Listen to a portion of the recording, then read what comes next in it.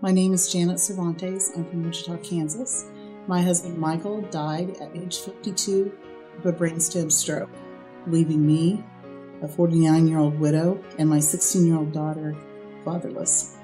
I was 27 years old when I met Mike, and there were considerations that maybe I would never meet the right guy. I think everybody thinks about that.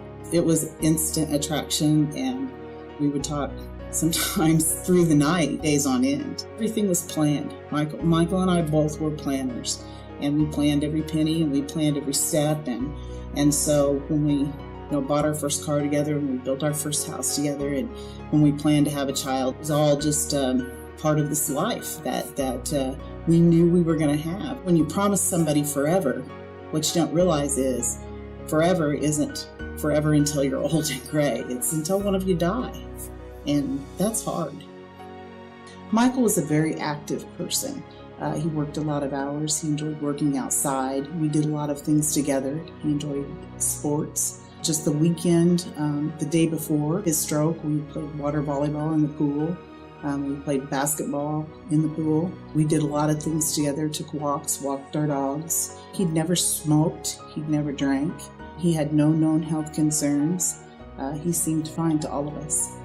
When we got the first news that Mike had a stroke, he had 6 clots in his brainstem, and they had passed through his arteries and were in the stem itself.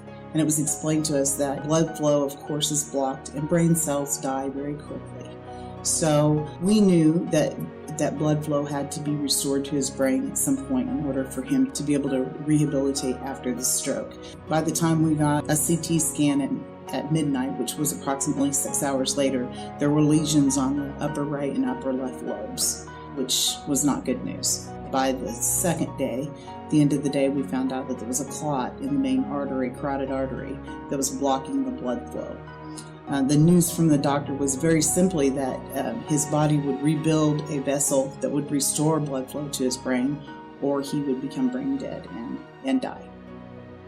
So there's so many things that you think about in the process of planning a funeral for someone that you know that you've never discussed at our age. You also don't discuss health concerns. You don't think about someone having a stroke or a heart attack. We went from being a happy family that did a lot of things together to a very major piece of our family being gone forever.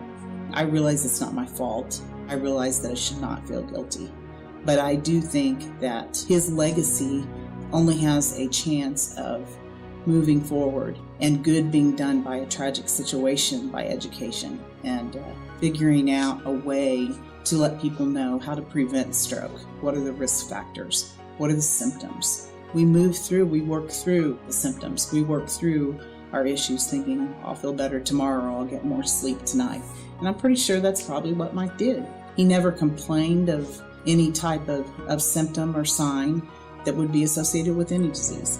Mike was a great husband. He always looked out for me. He always took care of me, whether I wanted him to or not.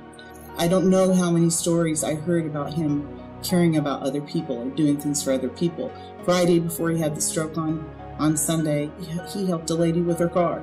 He was always doing something for a neighbor or a friend. My schedule was crazy, and he picked up the slack. He never complained about it at all. If we worked 12 or 14 hours a day, he was there to take care of Claire or make a meal or clean up the house or whatever needed to be done. He would do whatever it took to make our lives organized and planned and neat.